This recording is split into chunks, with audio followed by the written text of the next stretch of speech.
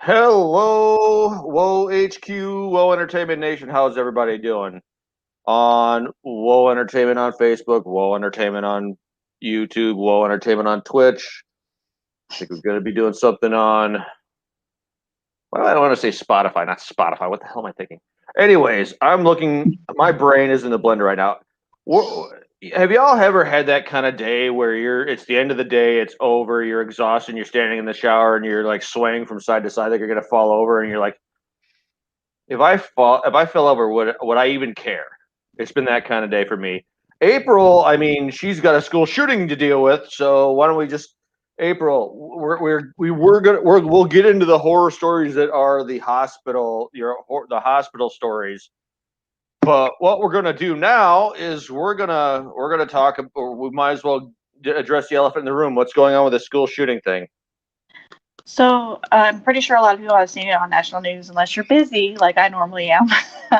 But yeah, and you. But there was a school shooting at the Rigby Middle School, which is about 15 minutes or 15 miles north of where I am at. Mm-hmm.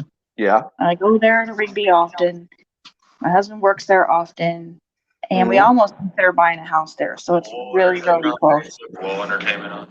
Okay. All right. So you're safe, right? Or everybody you know is safe, right? Yes. Okay, that's good.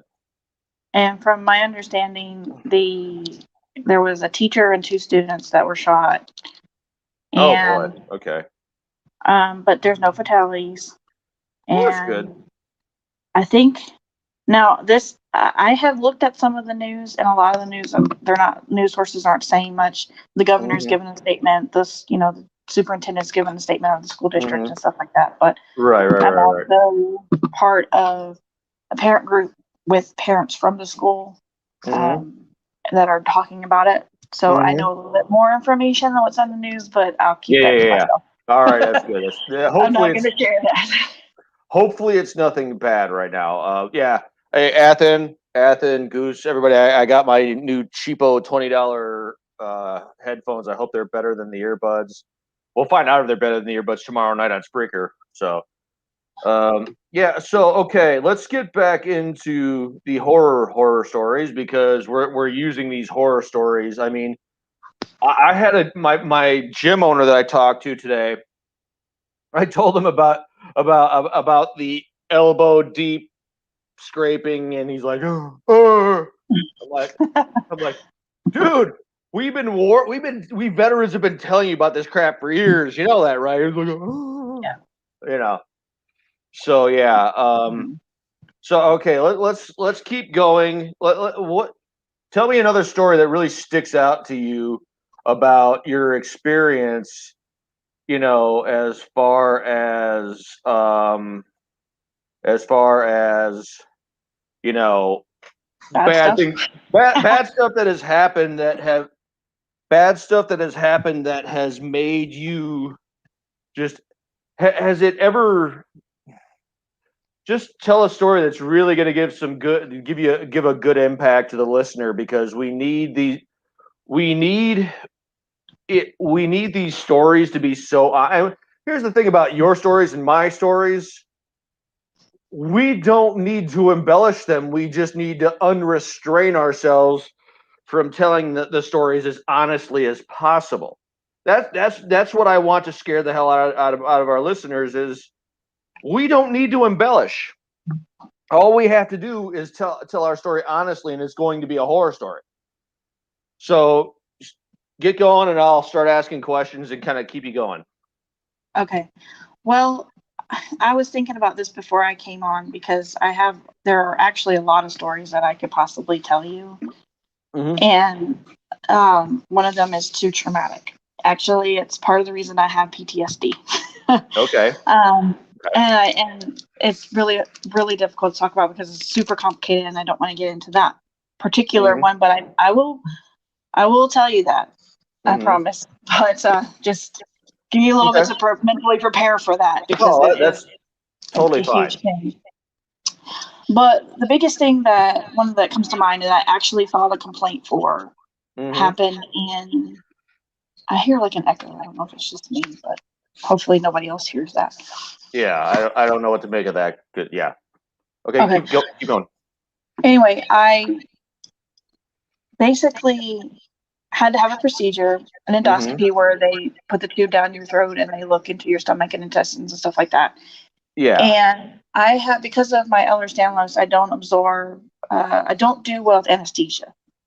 Okay. Yeah. I process it quickly, just like I do with morphine that I mentioned before, with pain management. And that's really common with people that have EDS. Well, before you have a procedure, you have to go meet with the anesthesiologist. I explained all of this to them before the procedure. And so they made a plan that they were going to do a combination of propofol with ketamine during my procedure to make sure that I didn't wake up. Wait. Ketamine? Isn't that like Yeah. isn't that like a horse tranquilizer? Yes, but it is really good for a conscious sedation. So you don't have to be like fully intubated under ketamine. Yeah, And that's why we like to use it. So propofol alone doesn't work very well for me, and I've woken up many times in the middle of a procedure. Wow.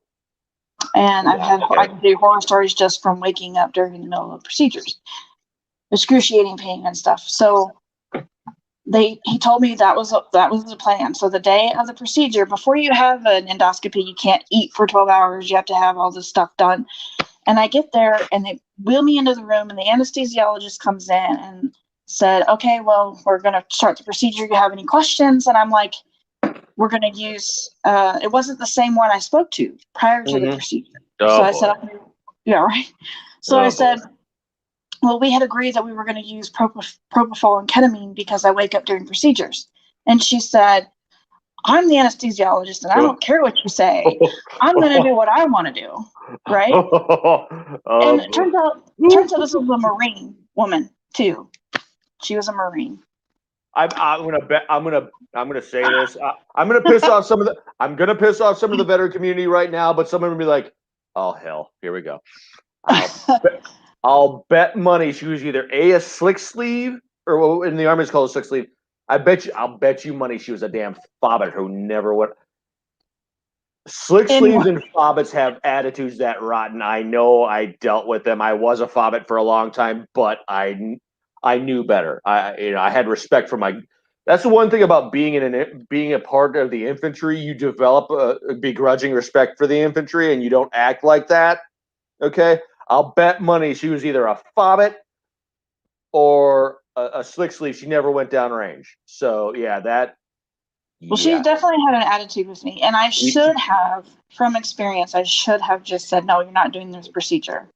I should have said, unless you agree to use the ketamine, you're not putting me under. But I'm not an argumentative person. I'm not somebody to like get up in your face about something. That's the problem. It's about to get you. I got a feeling. I got a sneaky suspicion with this story. It's about to come back to bite you. Am I right? Yeah. Okay. Yeah. I woke up in the middle of the procedure with the tubes down my throat. Exactly like I told them would happen without the ketamine. And when I got done with the procedure, I was livid.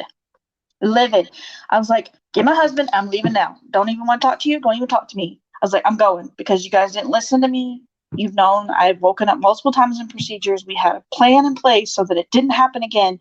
And you didn't listen to me and you did whatever the frick you wanted. And you gave me attitude. So how did that dumb individual react to you waking up in the middle of the procedure after you told her what was supposed to happen? She disappeared. Oh, she disappeared. Did she now? Oh, did she now? She ran away. Oh, the big bad female Marine fobbit, freaking slick sleeve, who ain't never been nowhere or done nothing, gave you attitude and then popped smoke. Oh, let me get off. Oh, we grunts know how to deal with. Oh, okay, all right. I got you. I filed a formal complaint about it. That was the only real formal complaint I filed because a lot of times, I just didn't know how to do all of that at the beginning. So after I filed the formal complaint, I got a call from her boss, and her story to them was that no one woke up that entire day. That day. Oh, okay. Oh, okay. Yeah. So that really sucked because I'm already traumatized enough from the times I've woken up before. Mm-hmm. I really didn't need to wake up again. And then after that point, I refused to have any procedures done there. I was like, no, I'm not taking So this. now, okay, wait, let's back up a little bit. She said nobody woke up, right? Mhm. Did she? Yep. So she basically just called you a liar. Okay, Yep. got you. So, and what? How did the rest of that conversation go? The conversation was just him explaining to me about anesthesia and how it works and So how he they was know playing. so much more about anesthesia than I do. So he was playing stupid. So he was playing stupid to cover her ass and not have to admit that she either A, she's got blackmail material on him, or B, they were doing the dirty dick nasty because, well, we know how politics like that. Well, yeah, Well, it yeah, becomes it becomes a he said she said. Just like when I had the stuff happen with me with my pregnancy yeah. and birth, it was my word versus the doctor's word. If they say it didn't happen and I say it did, like there's who's going to prove it? It's just a verbal one person against another kind of thing. So the doctor was just basically the doctor was covering for her because again, A, she either had blackmail material on him, or B, they were doing the dirty dick nasty, or really both. It doesn't matter. I think it's just they protect their own.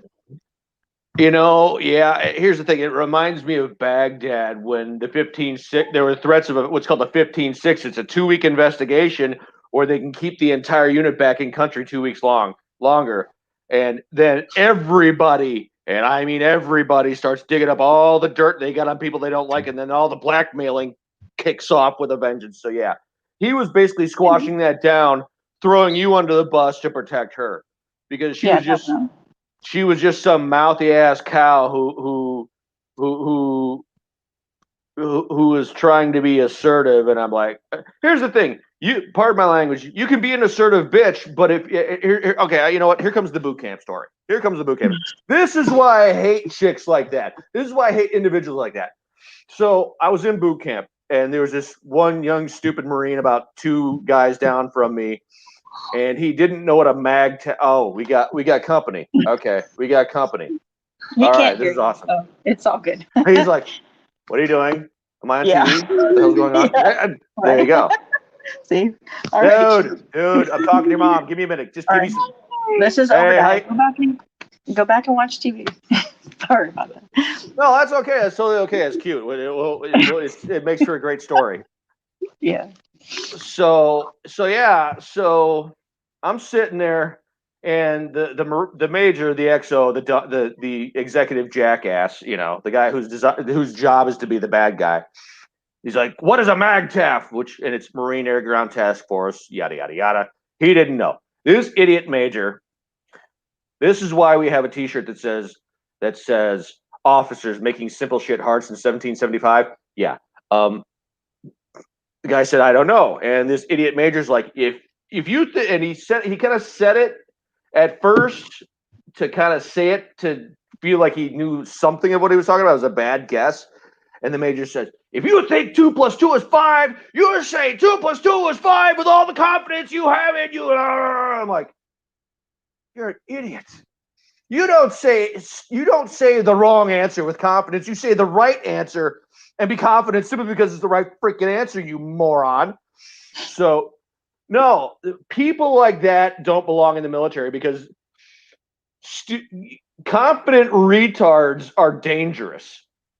Confident retards in authority are even more dangerous. Okay, Yeah. and I'll get into that. We'll get into some scriptural stuff later, and I'll share some cynical things.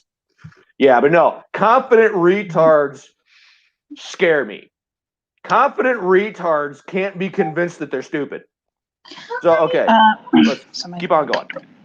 So another story I have is that I gotta get up because somebody's ringing my doorbell and nobody else is here.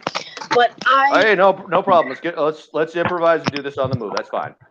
Elijah, aren't you supposed to be gone already? Sorry about that. All right, that was Elijah not getting out his ride. So I was pregnant with one of my kids, and You're one of your squad-sized element of kids. Yeah. And Right? Yeah. I have been sick. I have been sick with like, um, regular cold or whatever. Mm-hmm. But I don't do very well with colds. I get sick often, Mm-hmm. and then I don't get over it. And Mm-hmm. it's especially bad when I'm pregnant. But I ended up going to another appointment for one of my kids to see the ear doctor because they were getting tubes put in their ears, Mm-hmm. and I couldn't walk from my car to the appointment because without not like having to stop because I couldn't breathe. Oh wow. Okay. And when I got to their office, I was literally like gasping for air, sitting in a chair, and they Wow. said, "We're not going to see you. We're going to send you to the ER. You have to go to the ER right now." I said, "Okay," you know. So they walked me down to the ER because this They is, of don't. course, They the didn't table even put. again. They didn't even put you in like a wheelchair and push, or I mean, they're that stupid and Nope. tone deaf. I had to walk in. I had to take my kid with me. And I get down to the emergency room, and they send in this resident ER doctor. Uh-huh. And basically, she tells me, "There's nothing wrong with you. You need to go home."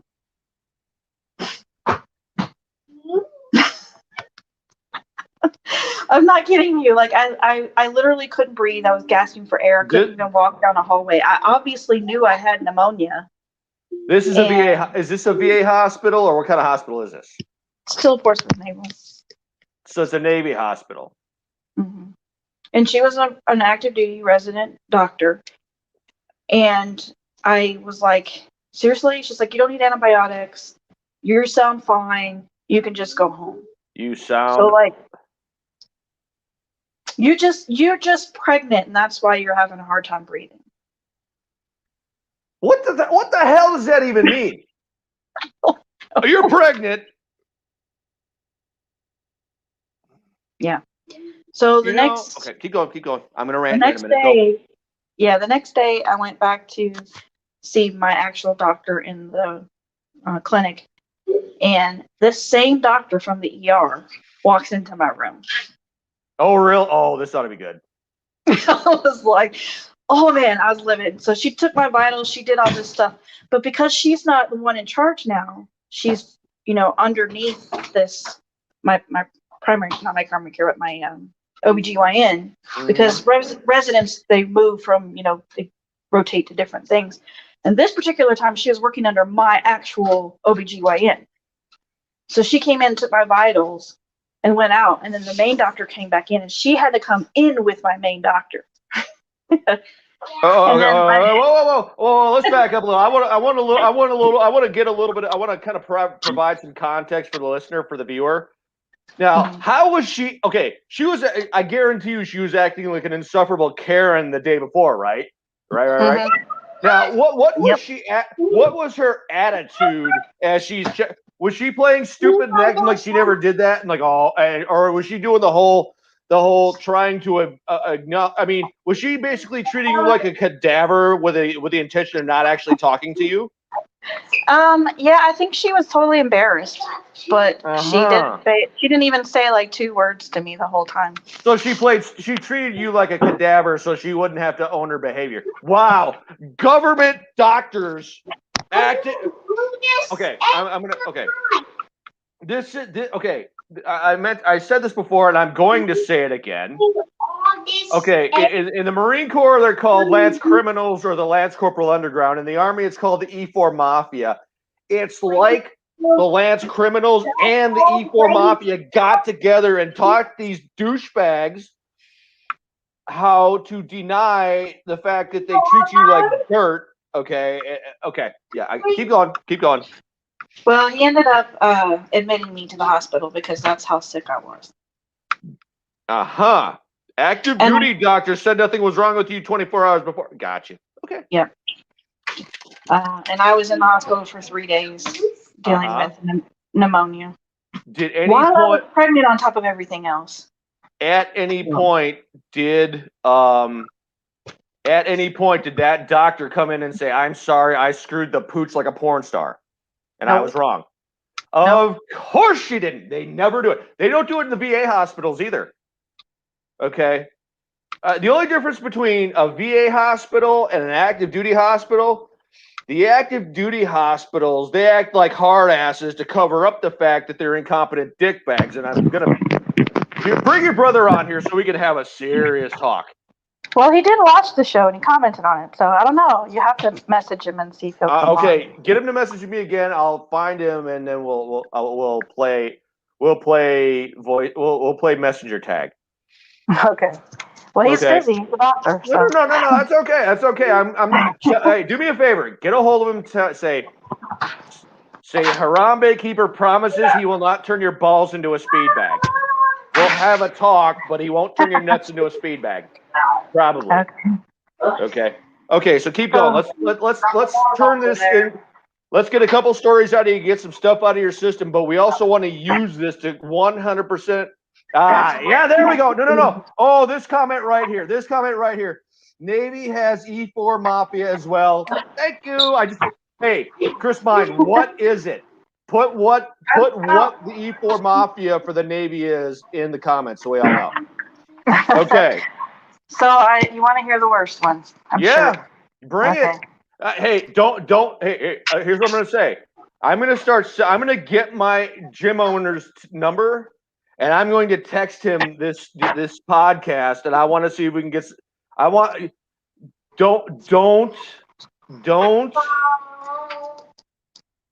Don't dilute anything. It's sort of like I just got some tart cherry extract for my horribly arthritic and what's the other word? It's where you have blood problems with your blood veins and your circulation.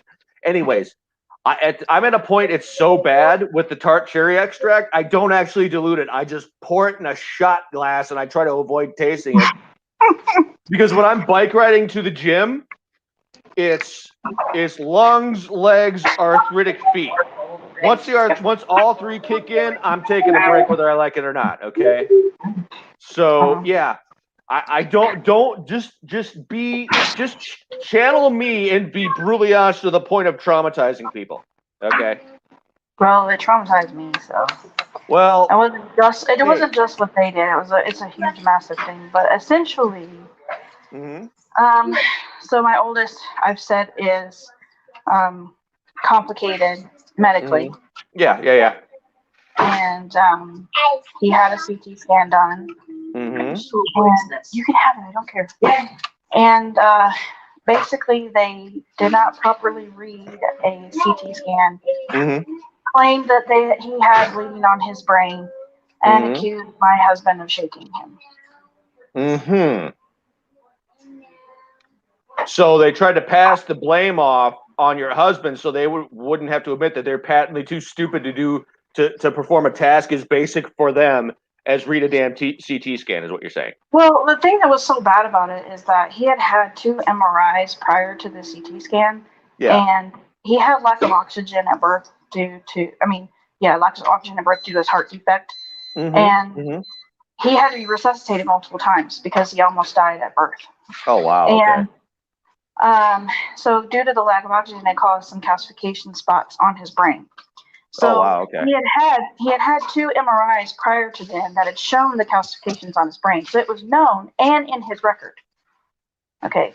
But instead of comparing the scan with the previous scans that had been done, they made the assumption that my husband had shaken him. And that led to an 8-month nightmare with Child Protective Services. Oh, wow.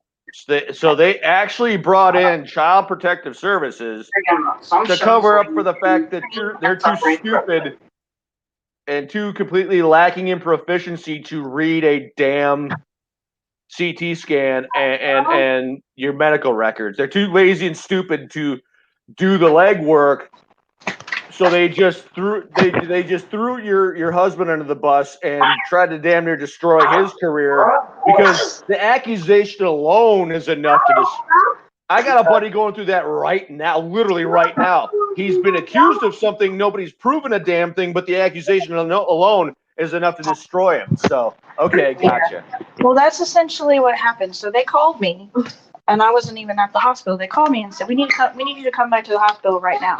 I said, "Why?" They said, "Because your son is bleeding on his brain." I'm like, okay, he seems fine to me. Like nothing's happened to him. He hasn't fallen. He hasn't had anything, so I don't know what you're talking about. And they're like, well, you need to come in now. So I come into the hospital. They admit him in the hospital. And while I'm admitted in the hospital, they have a neurosurgeon come and look at him. The neurosurgeon comes up to me and he says, I don't see anything wrong with your son. He's like, in fact, I looked at the scan and I don't even think there's blood on his brain. I think that this is calcifications. I see no sign of injury. I see no sign of harm. He's like, I think you're fine. Okay. So I thought, okay, no big deal. Neurosurgeon, he's the big guy. He's the doctor. He knows what he's doing. Nope. I was greeted with police officers and CPS.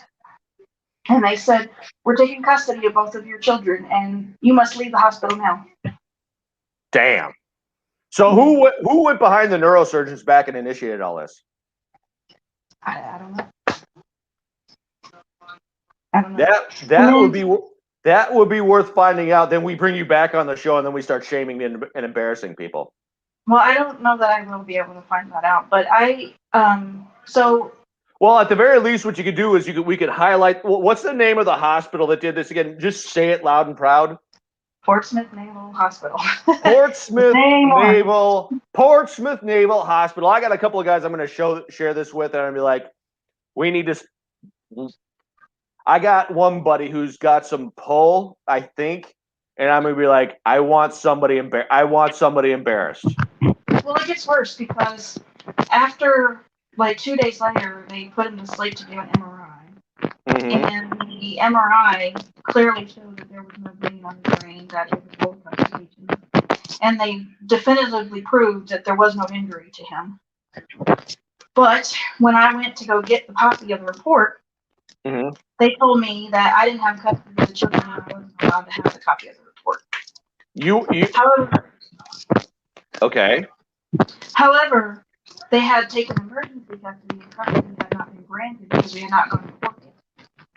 So I did have custody of the children, and they legally had to give me their medical records. But they refused to give me the report that proved that there was no bleeding on the brain.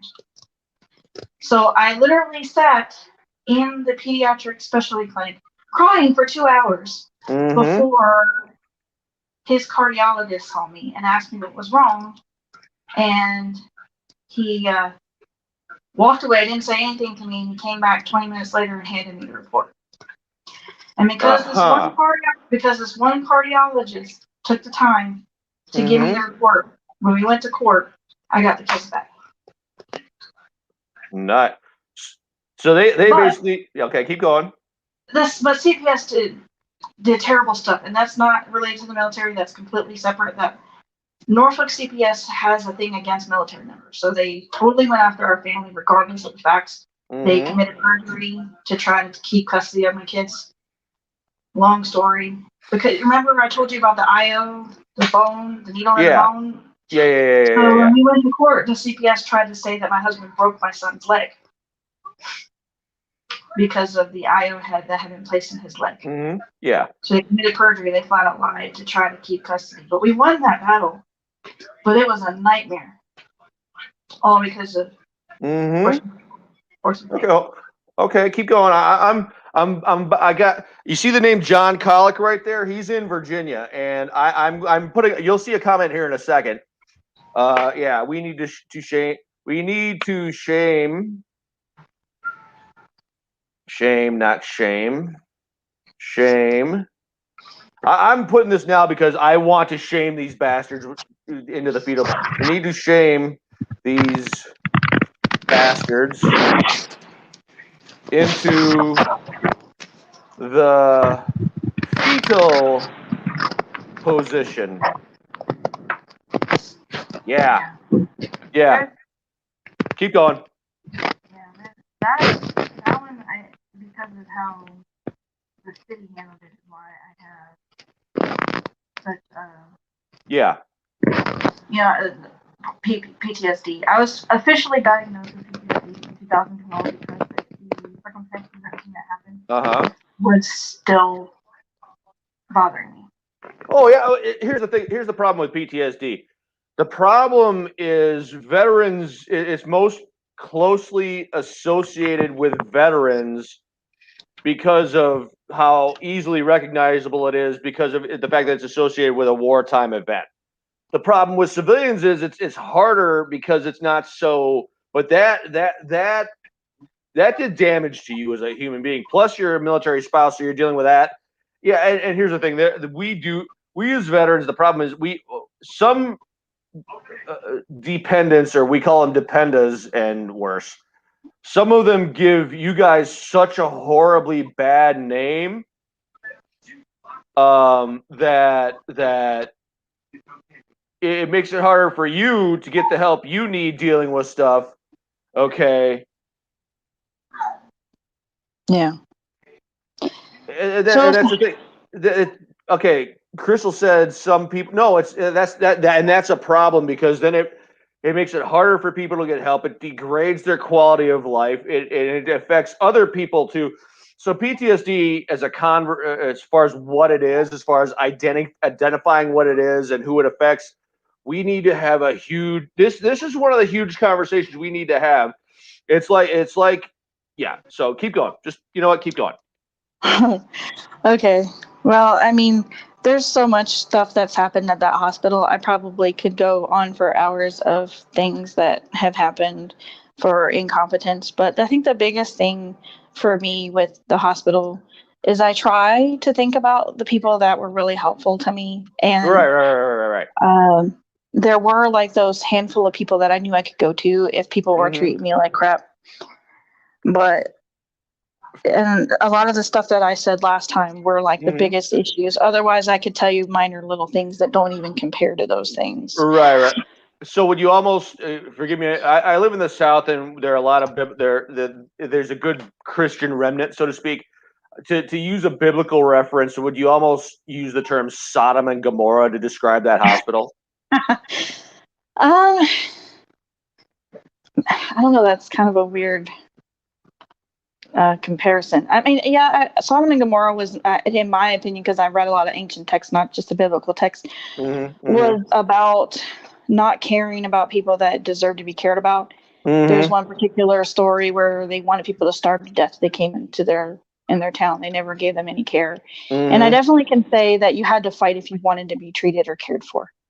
Well, yeah, 'cause that's the problem with government healthcare in general. The only difference between that naval hospital and the VA is your average active duty hospital, like what? Okay, I'm sorry, my brain's in the blender. What's the name of that hospital again? Portsmouth Naval. Portsmouth Naval Hospital. The only difference between Portsmouth Naval Hospital and a hospital like the VA hospital here in Salisbury, the Portsmouth, they're patriotic peons. Okay, these guys here at the VA here in Salisbury, they're Southern country bumpkin peons. Okay, the Portsmouth are just more patriotic dumbasses. Okay, and they Mhm. act like hard asses as a method of keeping you from calling them on their bullshit. That's part of it. That's obviously part of it. So okay, Well, keep on going. with my Keep going. with my youngest again, or my oldest, I'm sorry, Elijah. But when he was 6 months old, so I'll tell you, Mm-hmm. he threw up from the first time he was fed, and then we tried everything we could to try to stop his vomiting, to try Mm-hmm. different formulas to where he ended up fully on a feeding tube, which he still is on a feeding tube today. Mm-hmm. But he was constantly vomiting, and they refused to give him a G tube. They wanted him to have an NG tube. So the difference is that an NG tube goes in through the nose and down Mm-hmm. into the stomach, whereas a G tube is surgically placed directly into the stomach. They kept telling me that he just had reflux and he was going to outgrow it. Oh, Okay. that's their And excuse for everything. I know. Yeah. it was a nightmare to try to keep the tube in because he was constantly pulling it out. And then you run the risk of putting it into the lungs instead of the stomach. And I was having to do that myself, and I didn't qualify for nursing care. So, like, I was having to do all of his care myself. Mm-hmm. And then I got so mad at the doctor, and I'm like, look, it is not just reflux. Somebody with reflux doesn't vomit 100 times a day Mm-hmm. and not be able to keep food down. I mean, this is ridiculous. You guys have to do something and find out what's wrong with him. And the Mm-hmm. doctor looked me square in the face and said, well, it's not like he's dying or anything. I remember. Do you remember? Do you know the diabetes meds that the VA was on that had us on, and they actually had to do a massive recall because there was cancer-causing agents in them? Hmm. Yeah, that was last year. The Oh, the yeah? nurse the nurse said to me, dead to my face, "You've only been taking it for a year." That's what she said. This Okay. okay? And Okay. I'm gonna say this. I don't even care if I get in trouble. I don't care. They pushed the both of us to this.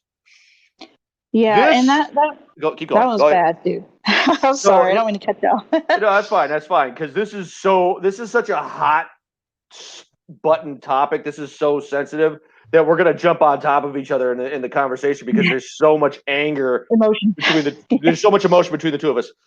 Yeah. I If ended up you going to yeah, go ahead. I ended up going to to the developmental specialist Mm-hmm. at the hospital who was a captain in the Mm-hmm. military and captain in the Navy. So I know it's Uh, different. Captain with full bird colonel. yeah, a little bit higher, Yeah, a but little bit captain higher in on the the food chain. Yeah, Navy. Yeah. yeah, yeah, And I said, I told her what he said to me, and the guy who said it to me was an Air Force lieutenant. And she said, "Oh, we're not having that." And I asked for a second opinion, and I was able to go to another doctor. Now, did the captain rub that lieutenant's nose in it and fix I and okay?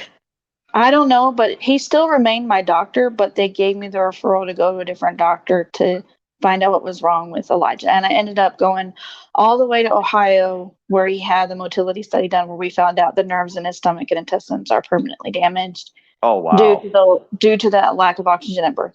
Which I'll just say, there's no cure for it.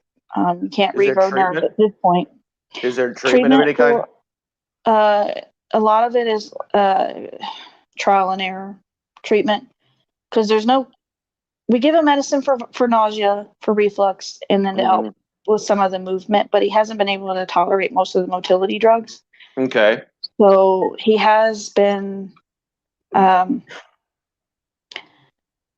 better now than he has been in a long time. Okay. He's been Here's what hospitalized a lot for dehydration and stuff, hey, but I'm gonna recommend a book to you that I got. It's a diet that I got on because I used to have horrible like lava like volcanic lava level acid reflux. Okay.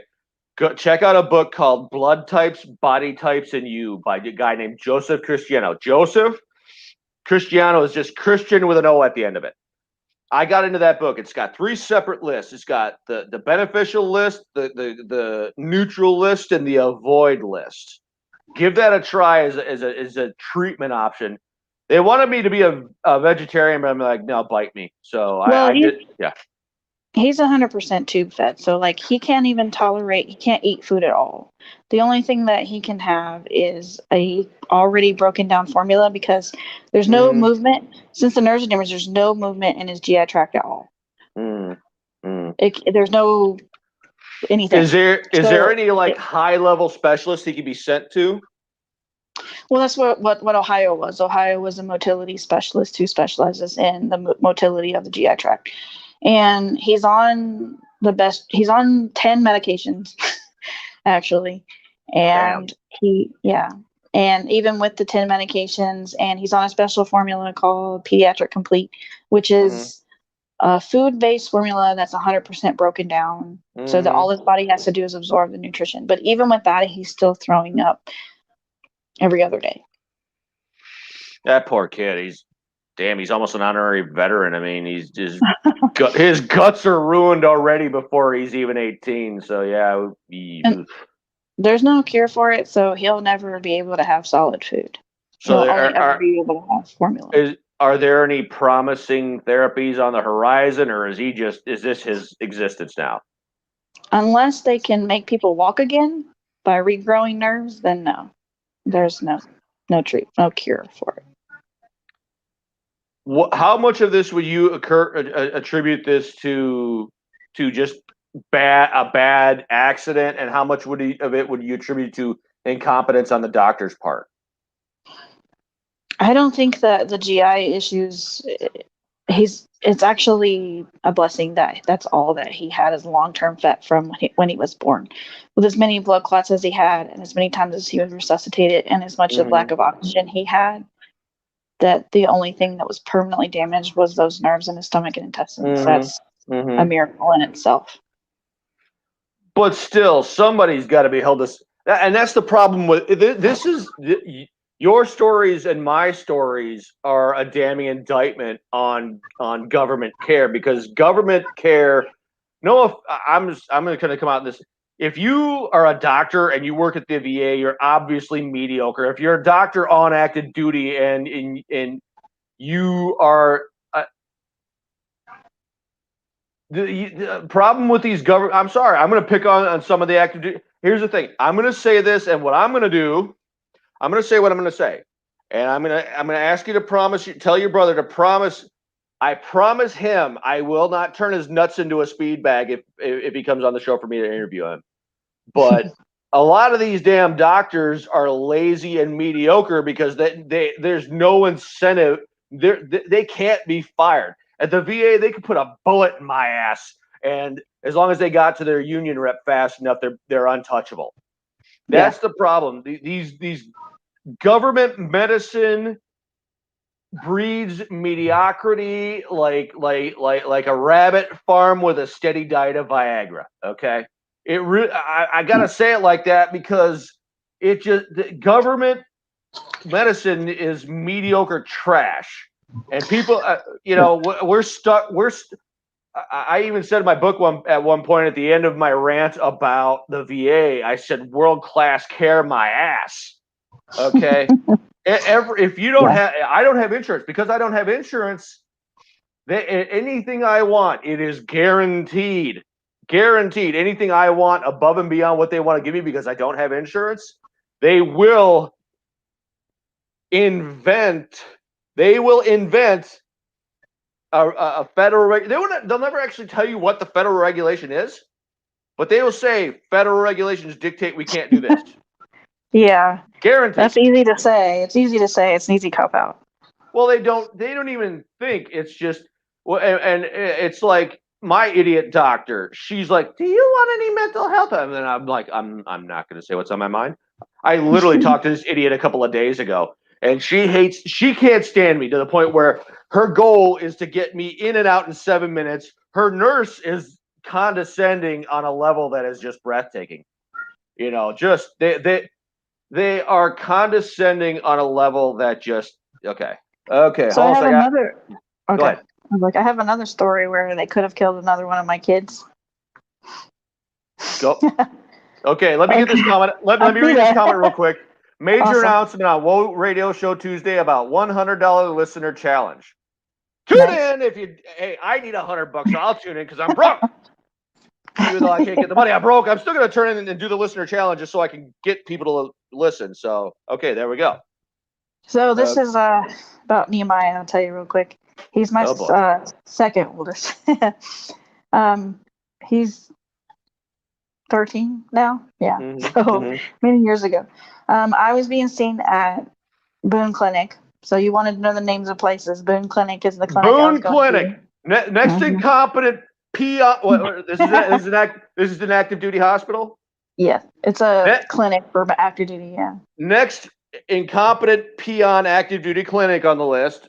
Boone, whatever. Keep going. I Keep I going. ended up actually taking my kids out of there because of this incident. But so I took him to the pediatrician when he was about 18 months old because he had a fever. So I had uh, in the morning taken his temperature and he had a fever. So I did what every mom does and I gave him some Tylenol. Waited a little bit and went back and checked him again, and his fever had gone up, not down. Mm-hmm. Oh boy. And I said, okay, something's going on here. So I called the doctor and I said, his fever's not going down. I've given him medication for it. Can I bring him in and get him checked out? Mm-hmm. He said, sure, bring him in. So I came Okay. in. Doctor doesn't even check anything, just listens to his lungs and says, he just has a virus. Go ahead and send him home. Okay. So I'm like, oh, what am I supposed to do about his fever? He's like, well, just wait until you can give them the Motrin and then do Tylenol Motrin every, off and on. And I was like, but I've already tried that and his temperature's not going down. And he's like, oh, it's still a virus. He'll get over it. Don't worry about it, basically. So I went home. I gave him, Motrin and Tylenol and Motrin, like every 4 hours, like they tell you to do. And then I was getting ready to put him to bed. My husband was carrying him upstairs, and his eyes rolled back in his head, and he started having a seizure. Oh shit! Yeah, and it was an atypical seizure because he seized for longer than a typical febrile seizure would be, and he also stopped breathing and started to turn blue. And my husband literally had to do CPR on him. Oh damn! And I had called 911 and was waiting for the ambulance to get there, and I couldn't get him to breathe. But we tilted him over the side, and we finally got him breathing. And then he woke up, was fine. So they took us to the emergency room, and he had a double ear infection.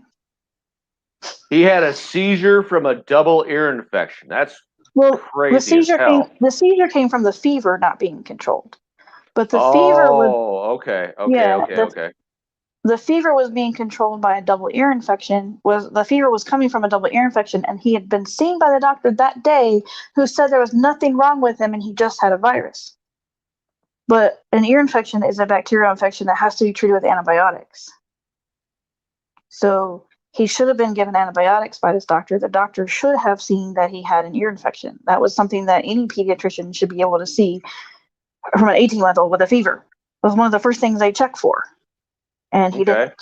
He was incompetent. He was just an incompetent doctor who dismissed anything being wrong with him. And then he ended up having a febrile seizure because he didn't care about the fact that his fever wasn't being controlled with medication. I'm about to post a little YouTube video. It's called 15 Seconds from Scrubs. This is government laziness and stupidity in a nutshell. You said that last week. Oh, you damn right I said it. You're damn right I said it. Yeah. But I removed my kids from that clinic. I never went back to that clinic. There you go. I didn't. I moved to Portsmouth Naval to another pediatrician there. Got it. Who was a civilian working at Portsmouth Naval. There it is. Hey, everybody. You want to know what the problem is with idiot VA doctors and idiot active duty doctors? Watch that YouTube video. These peons will listen to you for a grand total of 15 seconds, and everything else is if you are a doctor watching this, prove to me you're not a peon. Prove to me you're not a mouth-breathing simpleton who knows you can't be fired for anything, okay? Chris Mind, apparently Scrubs is the most realistic representation of hospitals and media. That right there. All of that. So this idiot doctor over Boone Medical, whatever the fuck. Oh, sorry. Yep. Boone Medical Clinic, yep. Boone Medical Clinic in Boone, North Carolina? No, and still in Virginia Beach. Oh, still in Virginia Beach. Okay. Yeah. Okay, cool. And see, I would rather, I got a civilian doctor at Portsmouth Naval to see my kids, and I would rather drive an hour, because it took me an hour to get there, to go see somebody that I could trust than to go to Boone Clinic. I refuse to go back to that clinic. John Colick, you got 2 hospitals on the list in Virginia that you need to get somebody who cares about us to deal with. Boone Clinic and Portsmouth Naval. Hospital. Portsmouth Naval Hospital and Boone Clinic. You get on it, John Colick, get on it. You need to act like your natural first sergeant self and crawl up somebody's ass. Get on it. Micah, get your stuff. We gotta go get Elijah. All right. Yeah, I can still talk. I'm just getting them ready to go, because you know how kids are, and they take like 20 minutes to get ready. Get your stuff in your geese. Chris Mine, add Newport News VA to that list. Oh yeah, I'm sure she has some stories she could tell you too. You know I what? know some people's stories that are not personally mine that are pretty bad too, just ones that have been told to me. Here's what you do: get a list of people together that want to come on this show and share their horror stories, and we will share. I'll find what I'll do. I got John Collick, who is in the 3rd congressional district in Virginia. I'll send this to him, and I'll be like, I'm going to send this to him in his private chat, and I'll be like, you need, or no, actually, I'll put it right on his timeline. I'm going to be like, you need to act like that natural veteran first sausage that you know you are. You need to get cranked up on enough stimulus to kill somebody, and you need to deal with it. Let's go now. Then hurry up and grab your gi. Sorry. Being a parent. Oh yeah, I know. And you've got 7. You have, well, technically you've got almost 2 fire teams. Almost. It's a 4-man and a fire team, so you need to have 1 more kid so you can have 2 legit fire teams. Well, I'm not having any more kids, so you can forget that one. Okay. I'm done. 7 and done. No more. Especially after almost dying the last time. The story I told last week. Yeah. I can't find it. Your geese are in the dryer. Oh. Tell Nehemiah to come on. Yeah, that's Okay, so we're gonna use this to you've got a basketball team with backups. yeah. Okay, we're gonna use this. We're going to use this to completely, totally, and or utterly justify our network. I mean, I'm just getting tired. I agree. I think the biggest thing, like you said earlier, is that there's no real oversight. I mean, yeah, somebody might get reprimanded, somebody might, get yelled at or whatever, but you can't go and do like a $1 million lawsuit against or even malpractice, because these doctors aren't being charged with malpractice. They don't have to have malpractice insurance. well, if you go to a civilian and they commit malpractice, they're going to lose out on money and they're going to lose out on patients. And a lot of it is based off personal referral. You don't have that in the military. Well, that, and they're not okay. Are they required to be licensed in each state or federally? Because my understanding is they're only required to be licensed federally. Yeah, that's something that was interesting too, because I would have a doctor who wasn't registered for the state. So say they were from somewhere else and then they were transferred to Virginia. I couldn't get their prescription meds at a civilian pharmacy because their ID number, wasn't licensed in the state. Mm-hmm. Mm-hmm. So I had no choice but to get the medicine at the military treatment facility because nobody else could fill the script. Mm-hmm. So that does make me wonder if they didn't have to be fully licensed. And no, VA doctors don't have to be licensed in their state, or I know they only have to be, at a minimum, they only have to be licensed federally. Okay. Nehemiah and Micah, I have 15 minutes to get there. Let's go. All right, check it out. You pop smoke, do what you gotta do. I'm gonna carry on and I'm gonna rant. If you want to come back on a little later before the end of the show and we can pick this back up, that's fine. If not, we'll talk I'll more definitely later. be listening for sure. My husband's out of town, so that makes things more difficult for me when he's not here. All right, yeah, absolutely. We'll get him on here too, and we'll have him. Yeah, he can share his stories. I fell into a canal. Okay. Good job. Okay. All right, go get in the car. I'm getting you out of here. I'll talk at you later. All right, thanks for having me on again. All right, no problem. Bye. Whew. Okay. So we have incompetent doctors in the government because, well, there's no incentive to hold them to any real account. Reprimands. Okay. In my book, I talk about a couple of mistakes I made. One of my rotten, horrible attitudes is that come out of my perfectionist dickhead persona is mistakes equal dead people. Okay. These people don't care about that. They don't care. and that's a real problem because they don't care that they kill people. They don't care that they screw up people's lives. They don't care that they destroy, people's quality of life. They as long as okay. Here's what I'm going to say. I'm ranting right now simply because I'm going to go back up to this. I'm going to go back up to this one right here.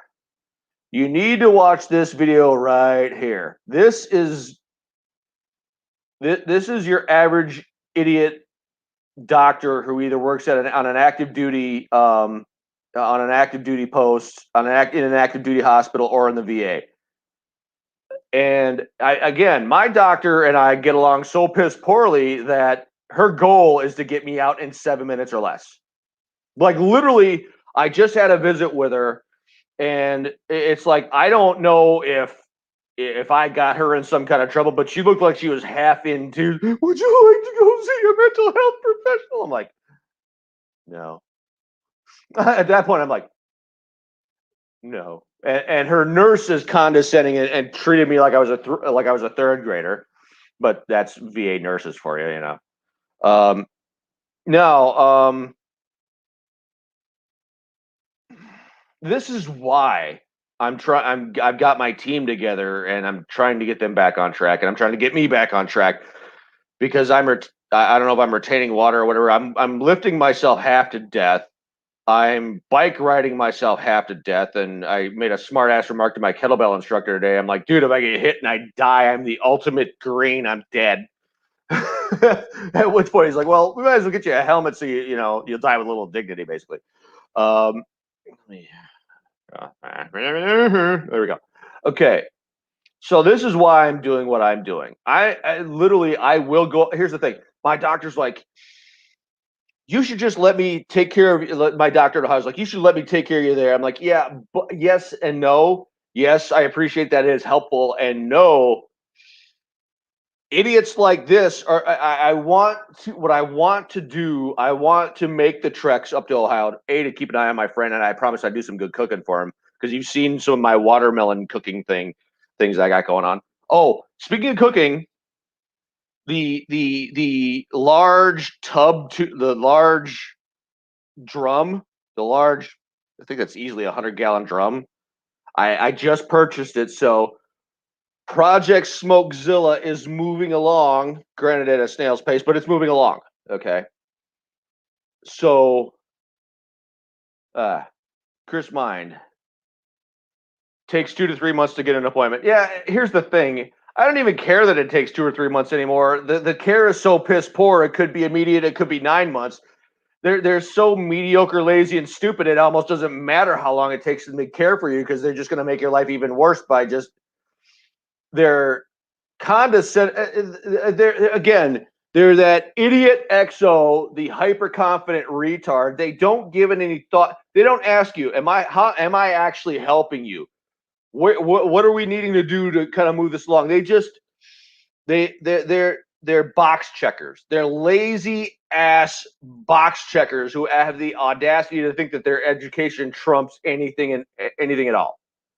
Anything at all, like situational awareness, what's going on, if it's actually being helpful. They don't actually care. That's the problem. My idiot doctor doesn't. I could explain her this. I could explain to her in Latin, Farsi, and fluent drunken gibberish that the mental health care people are idiots and they're worthless to me. They're good for nothing to me. We had the last mental health, the last counselor I had. I was trying to get her to help me do something, just a super basic task, and she was being completely inflexible in working with me. And we were walking out. She was escorting me out, being a total twat. Sorry. Hopefully I didn't offend nobody. And she said, your attitude, you have a rotten, or she says, I'm escorting you out because you have a rotten attitude. She said something to that effect. I said, but you made it easy for me to have as far as rotten ass attitudes is concerned, you made it easy. You inspired this rotten ass attitude. They don't think about how they treat us. They're too stupid, tone deaf, lazy, and mediocre to think about how they treat us. The Salisbury VA, they've got one confirmed suicide in their parking lot. They've got one attempted, failed, thank God, suicide attempt in their parking lot. And all I can say is I can't reveal my source. But if I did reveal my source, things would get ugly. But I trust my source. And we'll just leave it at that. Because I've got a couple of really, really top quality sources that have, let's just say, if there's gossip going on in that hospital, they know about it. Like, this is like small town America, freaking, you know, like and when I lived in Wisconsin, there were two towns in Wisconsin where I lived, near where I lived. One was Beaver Dam and one was Mayville. When I lived in Beaver Dam, my father is so damn old, he practically paved the roads after the ice, at the end of the ice age. I could fart on the north side of town. I could get down to the south side of town, and my father would be calling me up. Where the hell's your manners? You say excuse me. You know, that's how good these two sources within the VA are. Okay, these people would put the CIA, the NSA, and the Mossad to shame. Okay, yeah. So yeah, I know for a fact there was one confirmed suicide in the Salisbury VA parking lot and one attempted. I was homeless sleeping in my Jeep before my friend, one of my friends on my Facebook, he wants to remain, anonymous, but he's the reason I ended up in a halfway house sobering up because I was homeless sleeping in my Jeep. And after the first night I was sleeping in the, I was sleeping in the front lobby because Hudvash lost my paperwork. Yeah. And I slept in the front lobby. The next night, they kicked me out of the front lobby and they let me sleep in my Jeep because in Salisbury, that's the VA parking lot is the safest place to be.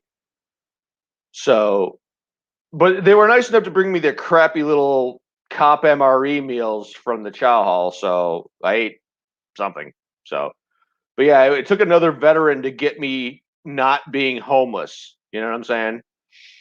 So yeah, we veterans are. If it weren't for him, I'd be homeless. And I held on to some of his stuff while he was gone on a little road trip, you know. And it's us. It's we as veterans. We have to look out for each other. April Mueller, a dependent, we are trying. We need to band together and build a medical network that the only thing the VA does is pay the bill. Now, getting them to pay it on time, okay, if the VA were capable of paying bills on time from when they it's now called community care. It used to be called fee bases. As God is my witness, they screw up my credit is destroyed. J-Dub from BB Nation Radio, I think the only difference between he and I, the VA only destroyed my credit once or twice. They destroyed his like 2 or 3 times. They ruined him. Yeah, they ruined him a little bit worse than they did me. So like it would take an absolute parting of the Red Sea, act of God for the VA to actually pay a bill on time. Okay. So what we want, what I would love to see is the VA to be destroyed. Like every doctor fired, every nurse fired, every caseworker fired, flogged on their way out like a crucible, like in the middle of a crucible, something like that. No, they need to be the VA needs to be dissolved. The CVSOs are the most worthless. They're nothing but state VA workers licking the federal VA's boots. That's all they do. Okay. The last 2 I had, one was a dickbag. He was the bad cop dickbag. One's the good cop dickbag who avoids me at all costs now because of the podcast. And one of my caseworkers from another veteran nonprofit is trying to get a hold of him, and wouldn't you know it, there's no contact there. And he's like, and my caseworker's like, oh yeah, I'll totally talk to him and see if we can get somebody to help you do this so we can try and get you go back to school again. And I keep telling my guy, dude, he's not gonna find anybody. And if he does find anybody, he's gonna make sure that my first mistake, they're gonna dump me, and they're going to screw me. I said, if you know this underneath your squeaky clean voice of reason BS, and so do I. Okay. So yeah, we need this. These stories, I'm sending. I'm not sending them out just to rant. I am sending them to rant, but the rant is step one. What I'm trying to do with my team, and I want to get more people involved. Like there was one veteran nonprofit that I want to get involved, but I kind of went full in a shiny chop after having snorted upon a crack bad cop. So yeah, that I screwed that one up myself. So yeah, I'll own that. But no, I want my doctor in Ohio to be a part of that network, obviously. And what I want to do, I don't want to try to run up the bill on the VA. I want them to pay him on time so I don't have bill collectors coming after me. First of all. Second of all, I want to rub their nose in how mediocre they are. Because when I talk to my doctor about the treatment options, I don't want a minimum and a maximum. I only want the maximum because the VA is about the minimum. The VA is about mediocrity. The VA is about laziness. And active duty. The only difference between the VA and active duty are just more patriotic peon dumbasses, as we've seen tonight with April. They're lazy, they're stupid, and they're worthless. They're just more patriotic in how lazy, stupid, and worthless they are. The VA is very demure and withdrawn, and they don't talk to you. They talk at you, and they avoid acknowledging anything. Again, okay, in the Army, it's the E4 Mafia. In the Marine Corps, it's the Lance Criminal or Lance Corporal Underground. In the Navy, they have their own E4 Mafia. I don't know what they got in the Air Force. Maybe the wildest boys in the blue yonder who feel more badass than what they are. I don't know. Give me an Air Force guy in here to let me know that. It's like they all got together and they taught the VA their mantra of lie, deny, and make counter accusations. That's what they did. That's how the E4 Mafia and the Lance Criminal Underground rolls. Lie, deny, and make more. I know. I used to be a card-carrying member. That's what they do. But here's the thing: we have to expose them first. But if we don't move on from ranting about them and shaming them to establishing something that they can somehow cannot screw up, okay, we're not making any progress. Then the ranting is pointless. That's why I've got April and a couple other guys. Chad Chase is a part of the team. Aaron Cottingham is a part of the team. He's the classic guy. Sometimes you just want to hug, and sometimes you just want to choke the hell out of him. But I love him. I do love him. He's my goofy, lovable brother, and I know he wants to slap the shit out of me too because I'm just mean as shit. But that's fine. But no, I'm at the gym every day, beating my body to a pulp. Okay, here's the battle. Here's the war that's going on in my head, and I'm going to mention this next Tuesday when I'm interviewed by the co-HMFICs Goose and Pimp. Okay. Okay, I know Goose isn't technically an HMFIC, but he's an HMFIC in spirit. We'll just say it like that. You get it. And I'm going to explain the war that goes on in my head every damn day.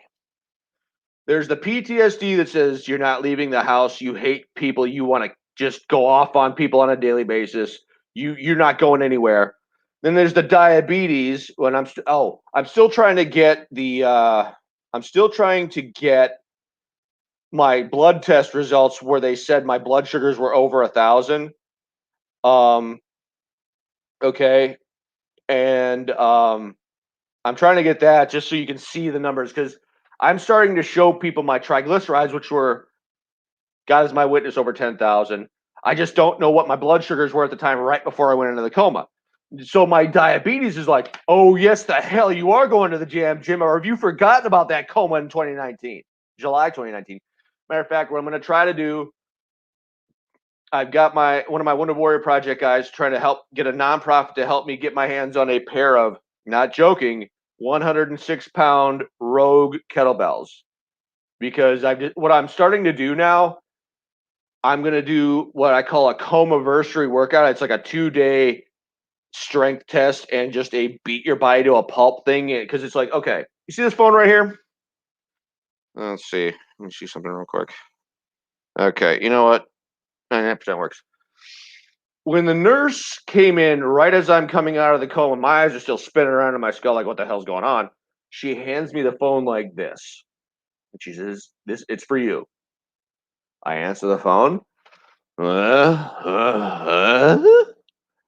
Jonathan Pruden, my Wounded Warrior Project guy's like, dude, you do realize you just came out of a 2-day diabetic coma, right? And I'm like, well, that explains why I slept so freaking well. So every time I see the phone, it's like the diabetes is like, get your ass out the door and get to the gym. So that's the war that goes into my head every single day. And I don't have enough wherewithal in me. Now the VA, I haven't been there to get my meds because like I've got people at the VA that like hate me, that are trying to get me thrown out and have me escorted around like a common criminal. And my caseworker can barely tolerate me anymore. My doctor just is a completely insufferable turd. The nurses, if I were to ask the nurse if she were capable of being more condescending, she'd take it as a personal challenge as opposed to the insult it was intended to be. Okay. So when I go into the VA, I can only tolerate but so much exposure to them before I want to leave. And because I'm bike riding everywhere because my Jeep is currently broken down, I'm trying to get parts for it. I'm bike riding, so my fat ass is getting my cardio on whether I like it or not. And I've got to pony up $200 a month to get on my testosterone replacement therapy because I'm stuck. All I'm saying is I'm retaining water, and I got to get with my powerlifting mentor because one of my other trainers left to do his own thing. So I got to get with him to get my eating schedule up and running, and then I'm still waiting on. As a matter of fact, I might be doing a cross country road trip, so that's going to eat up a few bucks. So yeah. And the problem is, I've been working on the book for the last 8 damn years. Do I even have it out? Do I have it out? No, I don't. I really wish I did left one out. Anyways, I went to apply for a job a while back, and I didn't even get the courtesy of a reply. Like a base, like if you're gonna call, you should leave a number, or you should leave a voicemail. I didn't even get the courtesy of a voicemail rejecting me and telling me they didn't want me to have the job, or they found somebody else for the job. And every time I would go out and work with one of my friends, I like by the end of the day, I'd keep track of all the stupid mistakes I made that he would remind me that I made. And I'm like, I'm unemployable. It's official. I am a high functioning invalid who can't. And you could watch me work out in the gym, and I'd be walking laps like around to regulate my recovery time because I don't work out with anybody really. I talk with people, but I don't work out with a partner. So I walk my laps, and I'm mad at myself because if I'm talking to somebody in my recovery time, then what's happening is I'm stalling, which means my conditioning is my conditioning is going to crap because I'm 45 damn years old and I'm struggling to get this weight off, and I'm lifting like I've had it to where one of my trainers literally said, "You will stop. You're done with that workout program. You will take a break and get a damn shake and recuperate before you start the next one because I'm not going to have you passing out on me in the middle of a workout." And it's like I never admitted to him, but there were a couple times I was like dizzy as hell, and I'm like, I am too tired to argue with you. And the problem is, here's the problem with I don't want to say the problem. Here's the thing that Whoa Radio has done for me and to me for a lot. I've thought for the longest time, I've always thought myself into doing nothing. And now they're kind of forcing me to do things, and I'm feeling clumsy as hell, and I'm angry as hell because I'm feeling clumsy because I'm always thinking myself into doing nothing. And the problem is that I can work myself half to death because when I was in my coma, I was obviously on the high end. So I can work myself and starve myself to death and not get the right amount of nutrition because, oh hey, I was on the high end. As long as I'm on the low end, I don't care because at least I'm not on the high end in a coma. And it's my stupid excuse to not reach out and get the help I need and stuff, and try to find a job and be a productive human being. Even though I have a book to show for it, and I'm not going to get into how my relationship with my last publisher ended because I'm going to get angry, and I'm trying to get the anger out of my system. And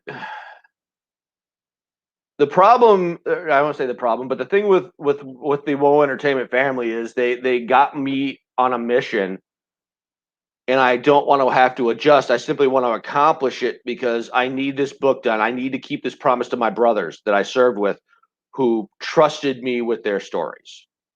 Okay.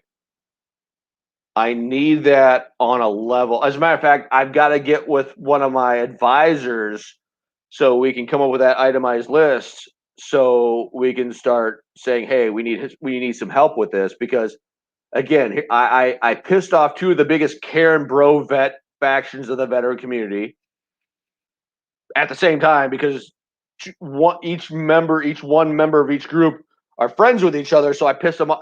It was really efficient of me the way I pissed them off. I'm actually impressed.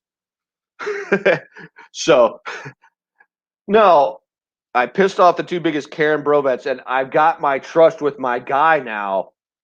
And it's like I can't start this process over again or my head will explode and I will, because my thing is if I view you to be a liability to me achieving my project, I don't like you anymore at all. Not even a little bit. So I need this process to be finished with this person because I've established this. And again, I need this to happen in just such a way where the book will get published and it'll achieve some success, and then one of the two bro vet Karen, one of the members of one of the two bro vet Karen factions will come to me and say, "Oh, you need us now." Nope, no, I don't need you, don't want you. Pound sand, pound whatever, pound it away from me forever. Okay, because my guys are going to feel the disrespect if I don't get this done. My guys are going to feel the disrespect if I let some schmuck with advertising experience roll over me and say, "Oh, we're going to pluck this, we're going to pluck this, we're going to pluck these nuts, dude." No, your advertising experience does not trump me, the author, the guy who actually did the writing, the guy who's going to take the brunt of the criticism. No, no, no, no, no, no. To quote the old chick from that Geico commercial, that's not how this works. That's not how any of this works. That's why I needed to work like this, okay? Because I'm going to tell you right now. I'm going to say this now, and it'll make it easier to repeat it for me to repeat it later. I want every single veteran watching this, and dependent watching this, and first responder watching this. I want you all watching, whether you watch it now, whether you watch it later. I want you to start writing a book. Some like a short story, like a book, like a short, small book of some kind. I want you to write a book. I want you to take your time writing it. Because here's the thing. Here's why I'm so ornery. One of the reasons I'm so ornery. Once you've written, it took me really 8 years. It took me eight. Okay, according to my now former publisher, it takes anywhere from 3 to 8 years to write a good book. Okay. About year 5 or 6, you'll be just randomly talking to somebody, and they'll say something. And in a weird way, they'll become a living manuscript to where you're going to be like, no, you that was stupid. You need to edit what the crap that just came out of your mouth and try again because that was just stupid. And you might get to where I am, where you might actually just come out and say it, and hurt feelings. But we don't completely listen to each other, for one, and for two, we don't listen to each other in a way that says we want to really think about the words that are coming out of our mouths and how they affect people. You know, like one guy I was dealing with, and I'm not naming him because I'm not trying to make any more enemies than what I've already made. He said that I wanted to make the big time. And I'm like, no, Tweedle dumbass, that's not how this works. That's not what I want. The big time is a necessary evil for me to navigate as a part of getting my book out there, and now my cookbook, and now my writing program, and then eventually helping my other buddy write his book. Okay, I don't want a. Okay, here's the thing: my hermit like tendency to isolate, not want a damn thing to do with 99.1%, 99.125% of humanity. That destroys this. That should destroy the stupid idea that I want to make the big time. The big time, the big time is simply a litmus test of how well I told my story for my guys. Once the big time is navigated, poof. Well, I'm not going to say poof. I'm not. I just now that I'm kind of a part of this, I can't say poof per se, but I'll be behind the scenes, and I'll go back to my Lance Criminal E4 Mafia roots of being behind the scenes and help, and I'll pop my head up. Hey, how's it going? But I'm going to be more chill and more on the helping people on the low. I'm going to turn the writer's program into a side hustle, and it's going to be totally discreet. There's a movie called Hitch. It was written in 2005. It starred Will Smith, where he would help people, but he would be so damn on the low discreet about it. It's like it was like an underground thing. He was so discreet about it. That's what I loved about that movie. That's my attitude. I am going to be so discreet and on the low about it. Nobody can accuse me of being an arrogant, grandstanding, virtue signaling Karen when I'm so far underground with it that people are like, no, he's not. No, he's doing this on the low as a side hustle to do the best quality work and helping veterans get their stories out of their head and into the laptop. So it's the most potent content possible to have the best impact possible. And one of these days, as God is my witness, as a part of the writing program, you will see I will have an ignition coil, distributor, wires, and plug, and then I'll have a coil on plug to better illustrate my point. I need to get those visual aids. I know. Give me some time. The thing that I'm frustrated with the most, my inner perfectionist dickhead is like, you need all this now. My wallet's like, dude, shut your hole. It's not happening. And then my inner perfectionist dickhead is like, bite me. And, so yeah, there's all kinds of craziness going on up in here. So you might as well get used to that. Okay. So what I'm wanting to do with this show, and I say it over and over again, but I need to pound it into you guys because some of you are dumb and stubborn as I am.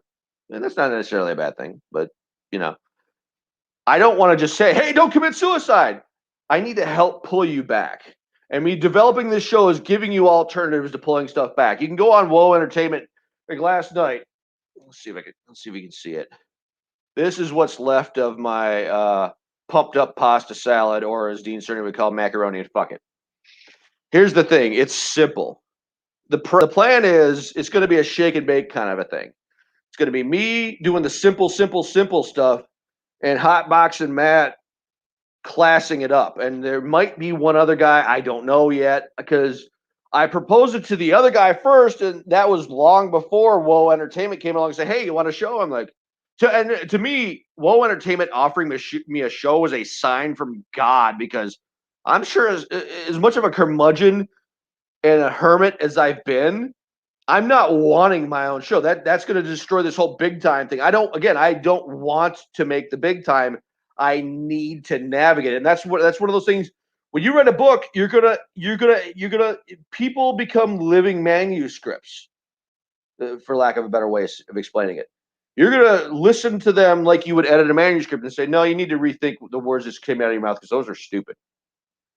Now, if you're smart, you won't be like me, and you'll find a loving and gentle way to say that.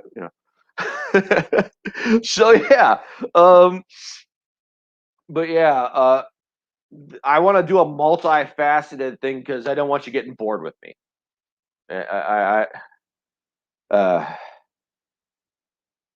Hey, let me know if you want to come on the show and share a horror story or two of your own.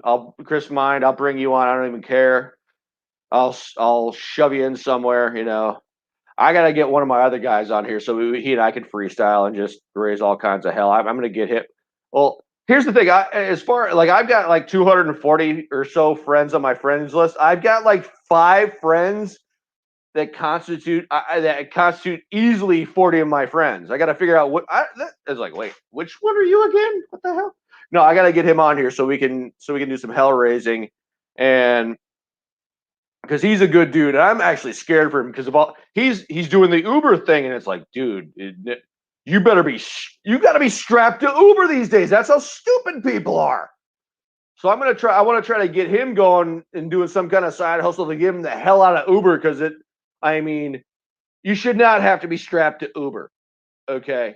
No, that's just not no. And that one Pakistani dude that got killed who doing the Uber Eats or whatever, the Grubhub thing. It's like, why in the hell is it hazardous to your health to deliver people food?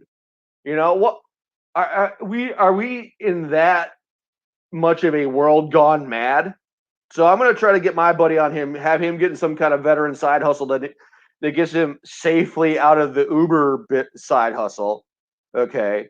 Because he's cool, But yeah, I'm trying to do some somebody remind me, I got to go back. I just paid my cable bill today, but I didn't have time to go in and talk to them. I need to get it set up to where I can be over my buddy's shop over there for when we eventually do the Guinness Book of World Records for the longest live stream again, so I can have an engine project to do, because everybody's we're going to be talking. I want to do something different. I want to be that weirdo. I might as well be the weirdo that I am. I might as well be the whack job that I am. So I'm just going to do something different. I'm going to try to see what I can get going,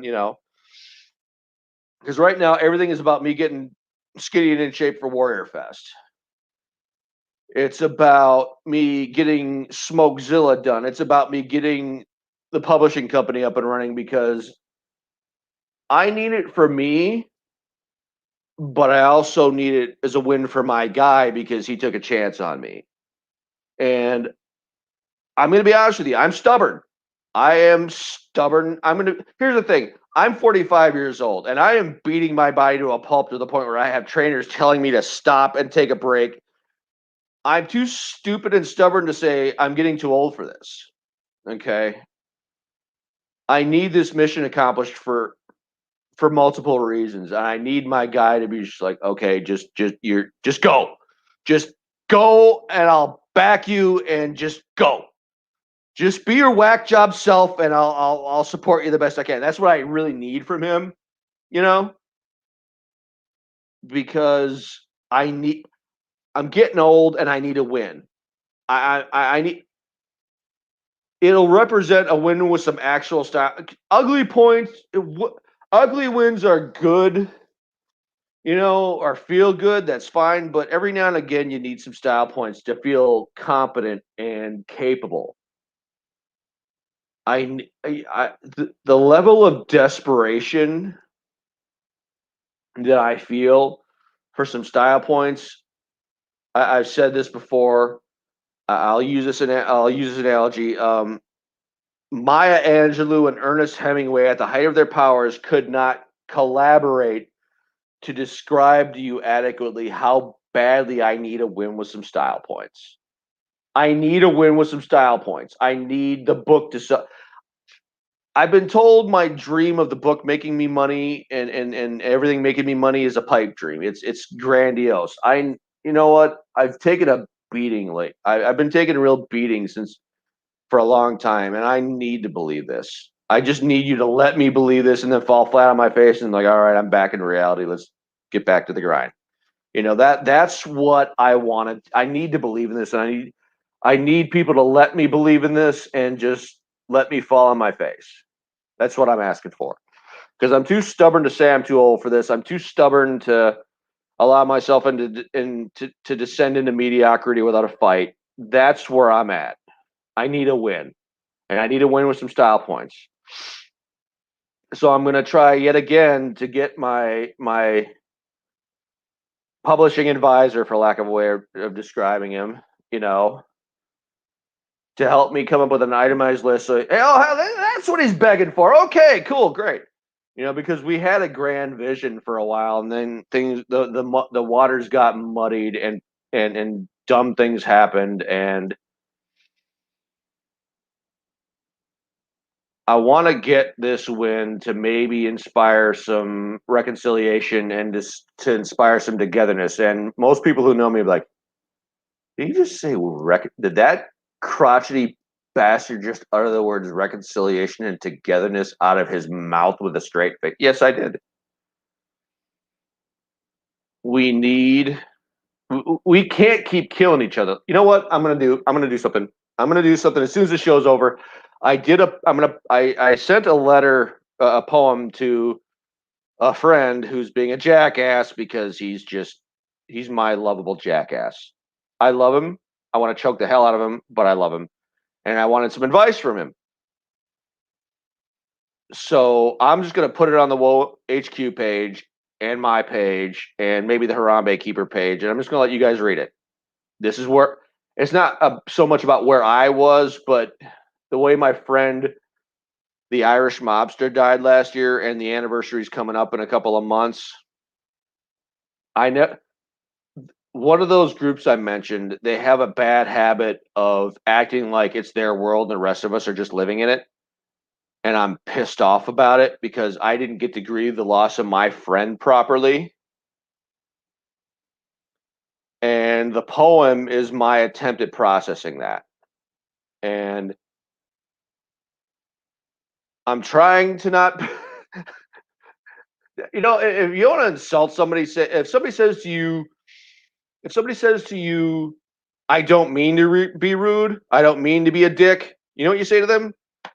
No, you're making it look pretty effortless there, jackass. Good job. So yeah, anyways.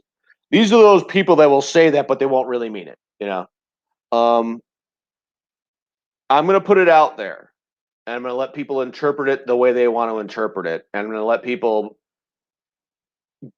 run with it the way they want to run with it. Okay. But we as a veteran community gotta stop abusing the hell out of each other because we're killing each other at a minimum, an underestimated 22 a day. It's up. I'm gonna dare say it's up because of the pandemic. Because of the pandemic. I'm not gonna go any farther into that. It's probably closer to 40. We can't do. It's not even feelings. It's not snowflakery. It's simple. It's simple attrition.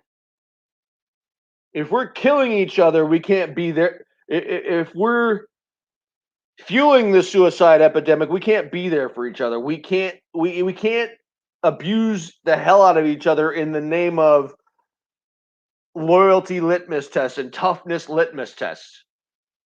If we kill each other to the point where we're no good to each other, we're never going to get taken seriously.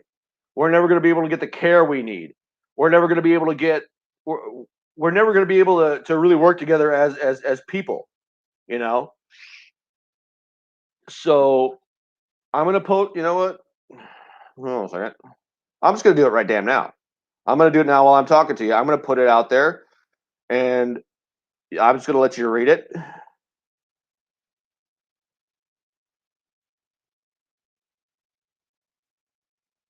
I'm going to throw it out there, and I was just concerned about the impact it might have. Goose, my thing is, I was wondering if you would read it and be like, okay, you may have gone a little bit off the deep end here. Let's dial it back. But to hell with it. I'm throwing it out there. I'm going to do it like a right damn now. So, and I'm throwing this out there simply because I need this.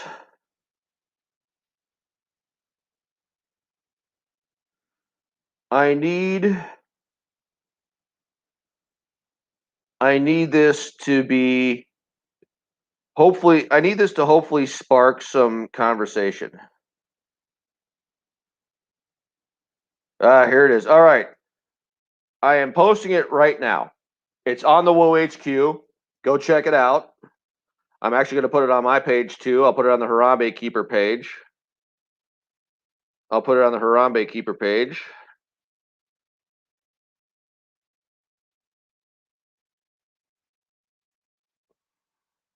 I'm going to put it on the Harambe Keeper page, and then I'll put it on my personal page as well. Let me create a post.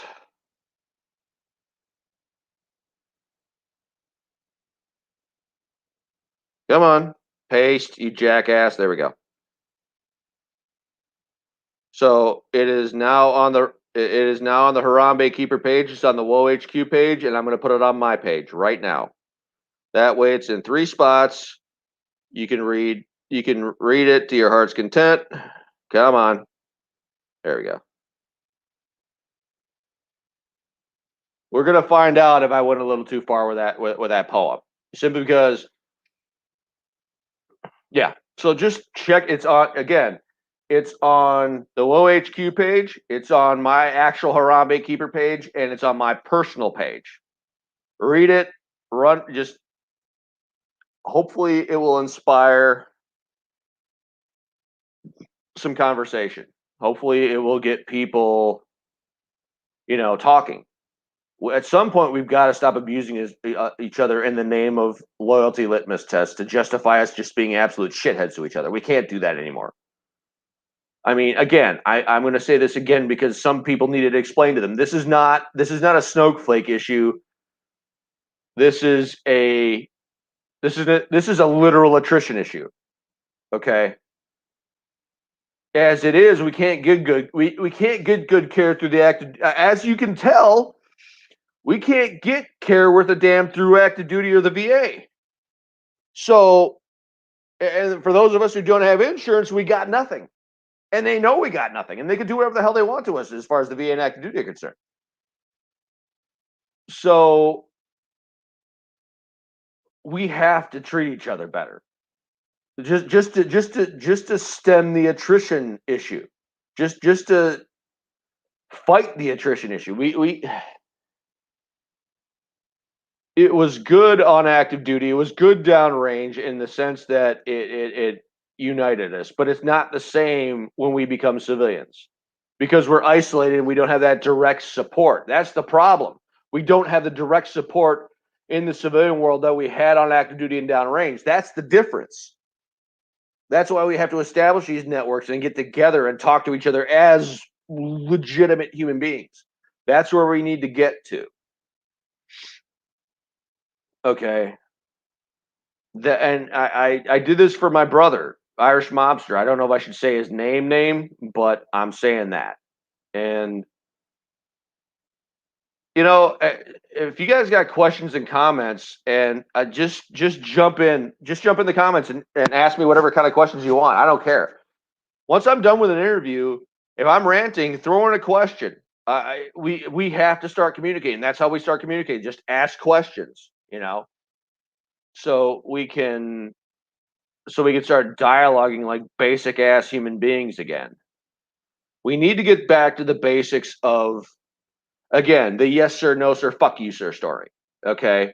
It's not about the superior subordinate dynamic. It's about the most basic. The problem with our society right now is we're not properly acknowledging each other like basic human beings. The other problem is we're assuming a lot of things, and we're treating our assumptions like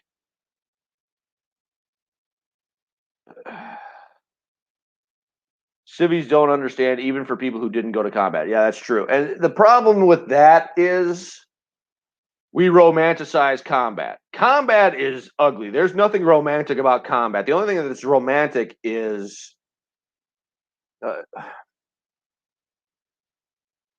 we were the best we could be for that person that needed us the most. That's the only thing that should be romanticized. Us being the best we could be for the guy to our and girl to our left and our right. And I'm going to say something. I don't know if this will get me in trouble. I don't know if this will spark conversation. I've been to Iraq twice. I was a FOBIT for the most part, but I did get a couple of missions in. But I don't consider myself to be a combat veteran. Okay. Let me explain this. And this is partly showing respect to my grunt brethren because I was raised by grunts for a minute, for lack of a way of saying it. So okay, Unit A, Unit B. Unit A says, "We're gonna shoot you." You know, they fight with each other, right? Unit A engages first and achieves whatever degree of success that they achieve, right?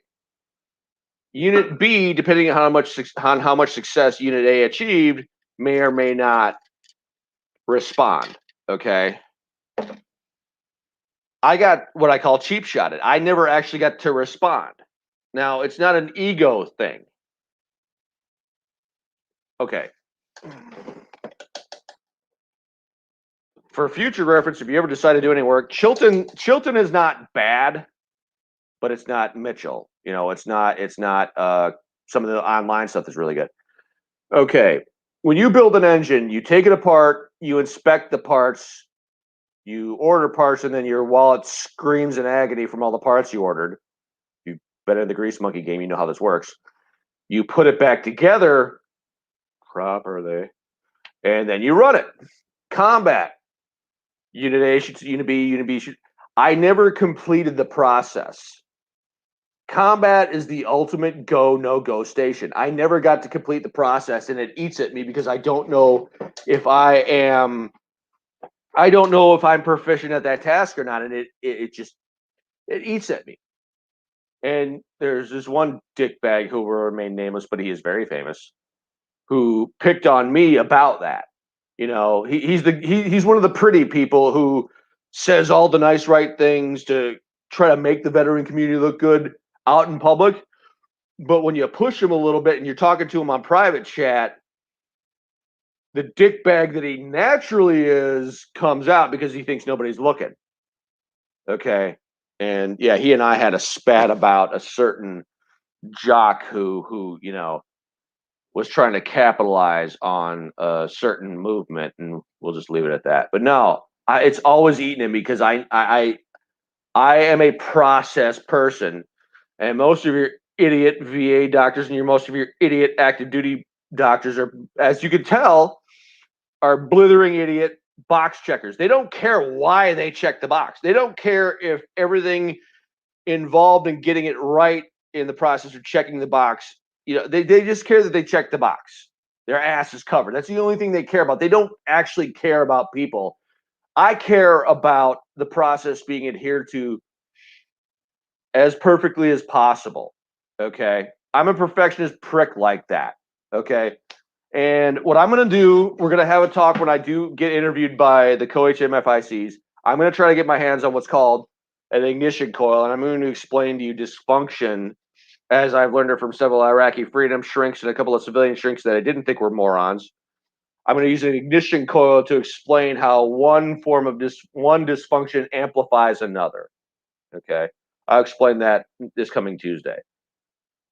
And what I will do, I'll explain to you the combat thing again. I'll explain whatever they want explained. Here's a teaser. Here's my problem. People are going to ask, I know one guy, and he's got the right to ask because he's my friend, why I'm so combative. When the book comes out,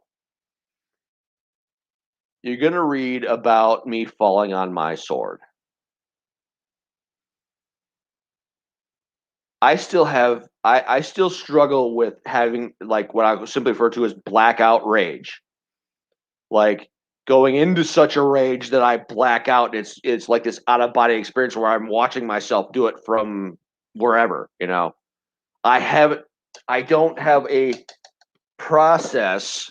I don't have an assembly inspection, disassembly inspection and reassembly process that I can trust to deal with that rage.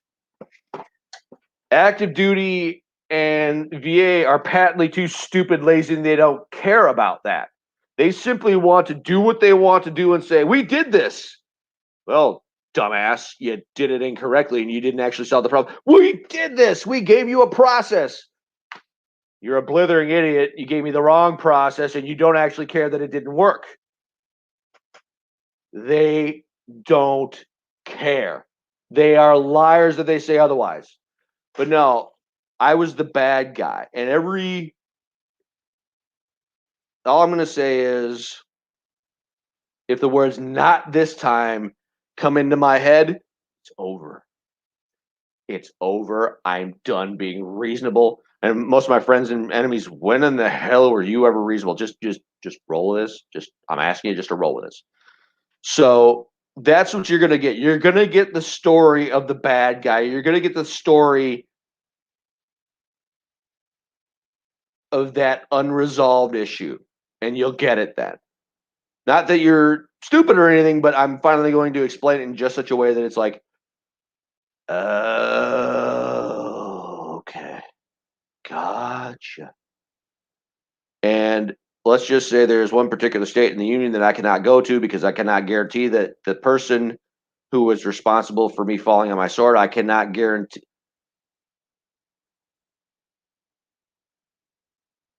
I'm not saying I would end him. I'm saying I would. All the rage is coming out at that point. It's all coming out, and he and I are gonna have it out, like old fashioned identify as men. Like it's gonna be the old school. We're gonna hash it out like men kind of a thing,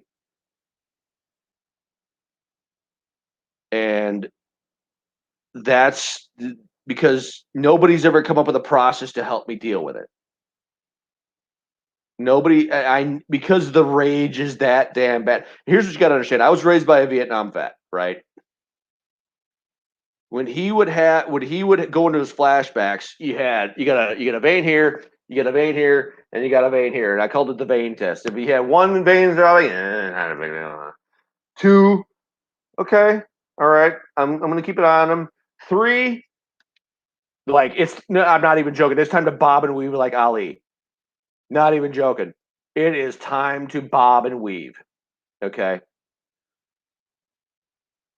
When I saw him acting violently, my attitude was, I come from him, therefore that is in me. Therefore, I have to repress it so I don't lose my damn mind. I can't do that, so I have to repress it. Repression in the short term is a great thing because it keeps stupid things from happening. But when repression goes from a short term crisis management tool to a long term mindset, it does damage. And that's why I'm trying to get myself back in shape because I know I've done damage. But I've got to resolve some of the stuff from Baghdad that I wrote about because I have a feeling, and if he and I were going to talk, he would come across to me like this condescending turd, and that's it. Game on, like game all the way on. And the horrible thing is, people that hated me at Baghdad, once they read the book and once they get the hold of that, they'll be like, "We didn't see nothing. Go get him. Go get him." I'm like, okay. And then what I was downrange, Spaz Master Flex would come out. That's the bull in the china shop who snorted a pound of crack and sucked down. Oh, for those of you old timers that were actually in Iraq, how in the hell are you not loving you some atomic palm? What? How unculturized of a simpleton are you if you do not love atomic palm? I actually managed to find one case of atomic palm. I had to beg for it. I had to, like, there's this little cute little civilian chick. I wish I'd have hit on her. Anyways, as God is my witness, she got me a case of a 20-ounce atomic palms. I should have married her. Holy crap, she was so cute. Anyways, yeah, if you're not about atomic, if you weren't about atomic palm, you're a pogue, and I'm a pogue, so I'm going to call you a pogue because you know. Anyways, yeah. So at tomorrow, I'll put some pictures on the wall page and my page. I'm going to be cooking. I'm going to be cooking for a couple of friends. You know, yeah. I'm not going to get into the politics of that right now because it could turn into a nice little party. You know, so yeah. Anyways, check it out. We got 11 minutes. What do you got? Throw something at me. But now the plan is right now. Everything I'm doing is for Warrior Fest. Smokezilla is Warrior Fest. Killing my body in the damn gym every day is Warrior Fest. We have, let me scroll back up. I'm going to do it again. We're going to do it again because, okay. Just to kill a little time. Major announcement on I can English. I can English. Major announcement on Whoa Radio Show Tuesday night about $100 listener challenge.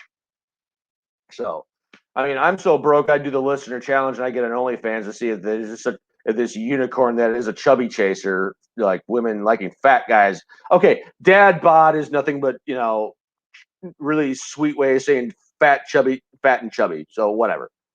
I'm sorry, there are no hot chick chubby chasers. That unicorn does not exist. Yeah, prove me wrong. I'm not even saying that because I want to get laid. I'm just saying that unicorn Sasquatch hybrid does not exist. I'm just putting it out there. So there you go. Okay, we got a new comment. Throws food. What the hell does that even mean? Crystal, what? Okay. Throws food. What the hell does that even mean? Okay. You're April's sister, so I'm not going to pick on you too hard. But anyways, yeah. Okay, sure. Okay, we've got 9 minutes left. Yeah, everything I'm doing. You know what? Gotta get.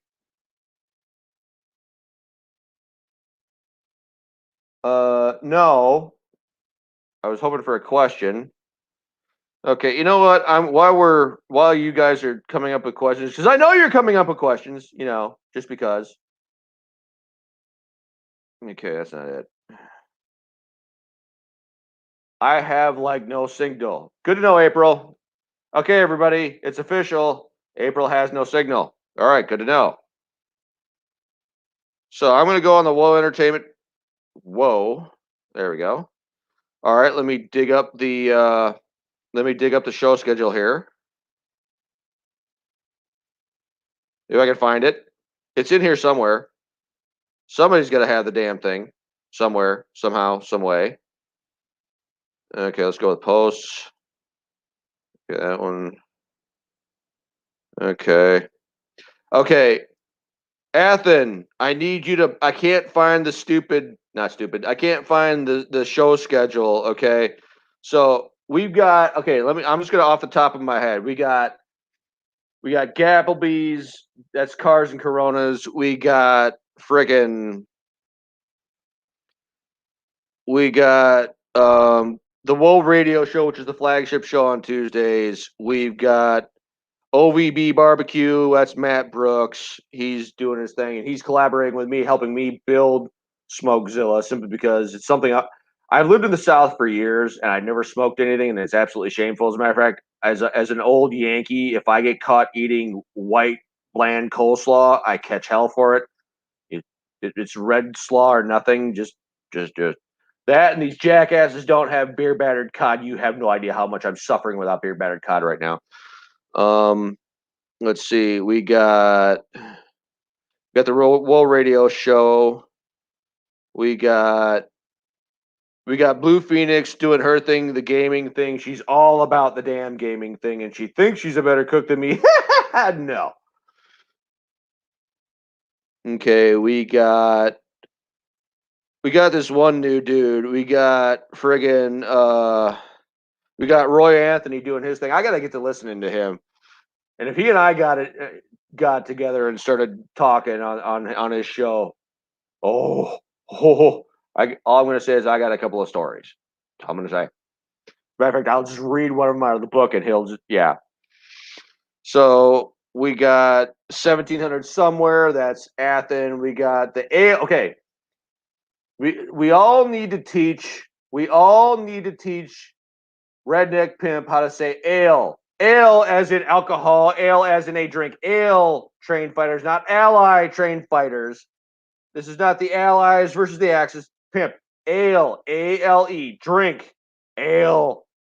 Ale. A-L-E is for a drink. It's an old-timey way of saying alcohol. Ale. A-L-E. Ale trained fighters. Love you, Pimp. Okay, ale. He's gonna be so pissed at me, and I love it. So yeah, we got Blue Phoenix doing that. We got. I really want Gapplebees on my show because I want to help him and him help me. We need to get going so I can use my Jeep eventually as a focal point for a project.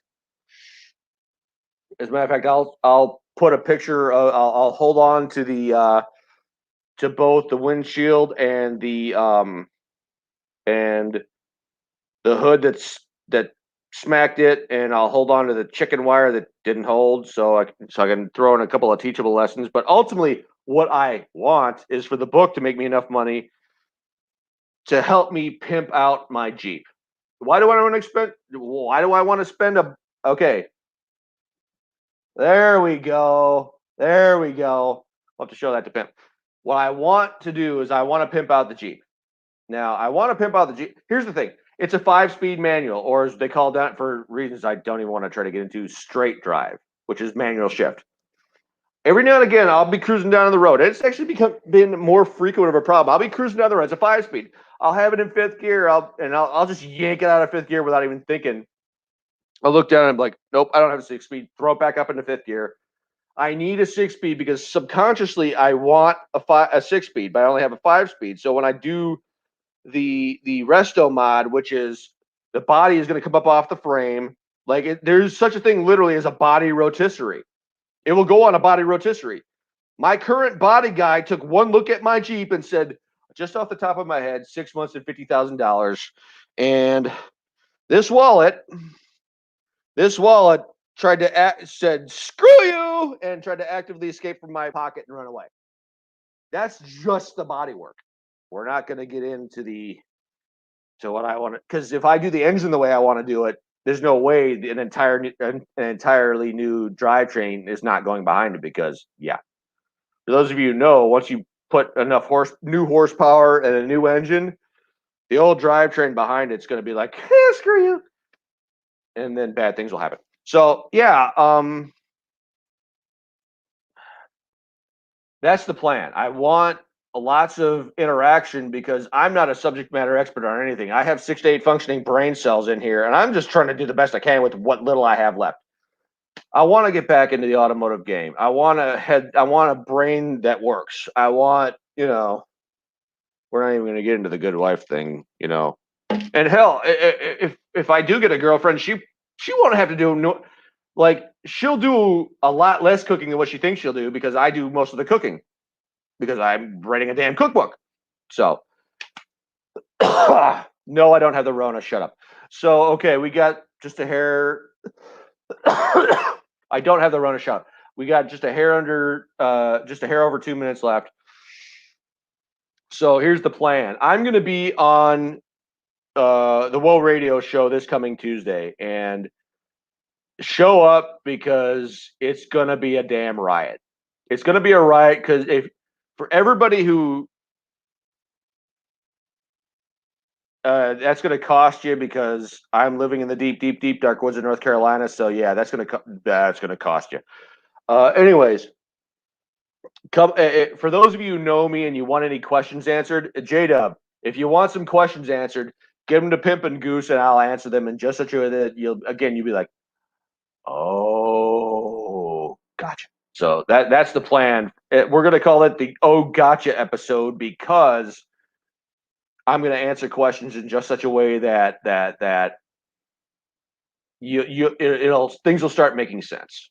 Okay.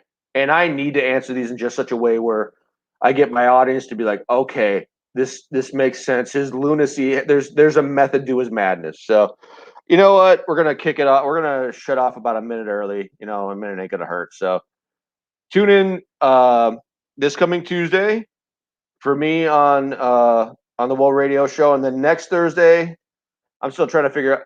There will be one episode coming with a Gold Star friend. Why? Oh, why are you a spaz, Goose? You know. But if you need to be reminded, I'll let you know. I will let you know. Spazmaster Flex became a persona in Baghdad. That's the problem. He wasn't. He went from a call sign to a persona, and we'll get into that next Tuesday. So Goose, with your ornery old ass. Oh no, Goose! You did this. This is your fault. You did this, so you're getting it. So just brace yourself, big boy. It's coming. To quote my old team leader, I got something for that ass. So, all right, I'm out. See you next Tuesday and then again next Thursday. Stay cool. Reach out to us. We're here. You talk to me, you're obviously going to feel a lot less fucked in the head by the time you're done talking to me. I guarantee you. So, peace out. Love you.